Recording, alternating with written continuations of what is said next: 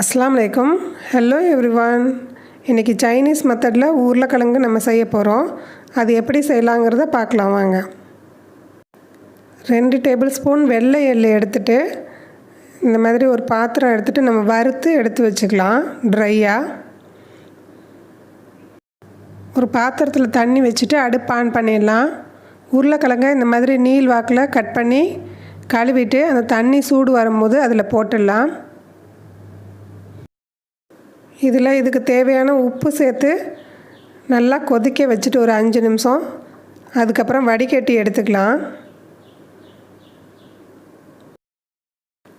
இந்த மாதிரி வடிகட்டி எடுத்த உருளைக்கிழங்க இப்போது இதில் 1 டேபிள் ஸ்பூன் அரிசி மாவு, 1 டேபிள் ஸ்பூன் மைதா எடுத்து வச்சுருக்கேன். ரெண்டையும் இதில் போட்டு மிக்ஸ் பண்ணிடலாம். கொஞ்சோண்டு உப்புத்தூள் இதுக்கு சேர்த்துடலாம்.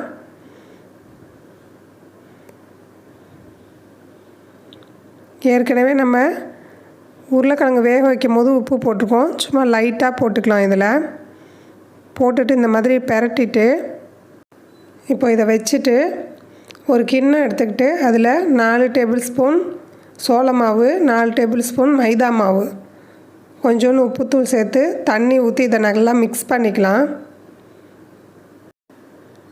இதை நல்லா கட்டி இல்லாமல் திக்கான பேட்டராக மிக்ஸ் பண்ணி எடுத்துக்கலாம்.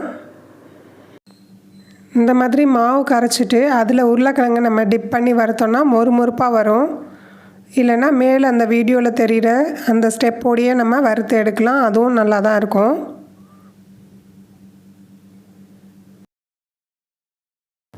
இப்போ எண்ணெய் சட்டி நல்லா சூடாக இருக்குது. இதில் நம்ம கரைச்சி வச்ச மாவில் உருளைக்கிழங்கை இந்த மாதிரி போட்டு பெரட்டி பொரித்து எடுத்துக்க வேண்டியதான். இந்த டிஷ்ஷோட டேஸ்ட் எப்படி இருக்குன்னா, நம்ம ஃப்ரெஞ்ச் ஃப்ரைஸ் செஞ்சுட்டு அதில் புளிப்பு, இனிப்பு, காரம்லாம் நம்ம கலந்து சாப்பிட்டா எப்படி இருக்கும் அந்த மாதிரி ஒரு அருமையான டேஸ்ட்டாக இருக்கும். இப்போ இது ஓரளவு வெள்ளையாகவே வறுத்து எடுத்துக்கலாம். ஏன்னா நம்ம 2வது தடவை வறுக்க போகிறோம். இதே மாதிரி நான் எல்லாத்தையும் போட்டு எடுத்துக்கிறேன். இப்போ எல்லா உருளைக்கிழங்கையும் நம்ம 2 முறை வறுத்ததுக்கப்புறம் எப்படி மொறுமொறுப்பாக வந்திருக்கு பாருங்கள். இப்போ நம்ம தாளிச்சிடலாம். ஒரு அகலமான பாத்திரம் எடுத்துகிட்டு 1 ஸ்பூன் எண்ணெய் ஊற்றிருக்கேன். பூண்டு 2 பல் பொடியாக கட் பண்ணி போட்டிருக்கேன். 1 வெங்காயம் நீல வாக்கில் கட் பண்ணி அதையும் போட்டு நல்லா வதக்கிக்கலாம். 4 பச்சை மிளகாய் கீரி போட்டிருக்கேன். 1 சிகப்பு மிளகாய் பொடிச்சு போட்டிருக்கேன். குடமிளகா அதாவது கேப்சிகம் இருந்தாக்கா அதையும் நீங்கள் வெட்டி போட்டுக்கலாம். 1 table spoon chilli sauce use பண்ணியிருக்கேன். 1 table spoon ketchup, 1 teaspoon soya sauce, இதெல்லாம் போட்டு நல்லா வதக்கிட்டு கார்ன்ஃப்ளவரை நான் 2 ஸ்பூன் எடுத்துகிட்டு தண்ணியில் ஒரு 4-5 ஸ்பூன் தண்ணி விட்டு நான் கலக்கி வச்சுருக்கேன். அந்த ஸ்லரியை இதில் கொஞ்சம் ஆட் பண்ணிக்கலாம். தேன் 2 டேபிள் ஸ்பூன் இதில் சேர்க்குறேன். இப்போ அடுப்பை ஆஃப் பண்ணிட்டோம். நம்ம இப்போ மசாலா ரெடி ஆகிடுச்சு. நம்ம ஏற்கனவே வறுத்து வச்ச எள் இதில் சேர்த்துடலாம்.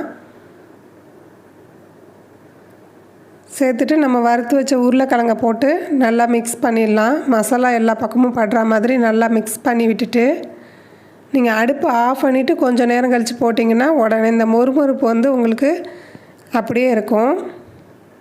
மேலே கொஞ்சம் எள்ளு மறுபடி தூவிக்கலாம். அவ்வளோதான், சில்லி பொட்டேட்டோ ரெடி ஆகிடுச்சு.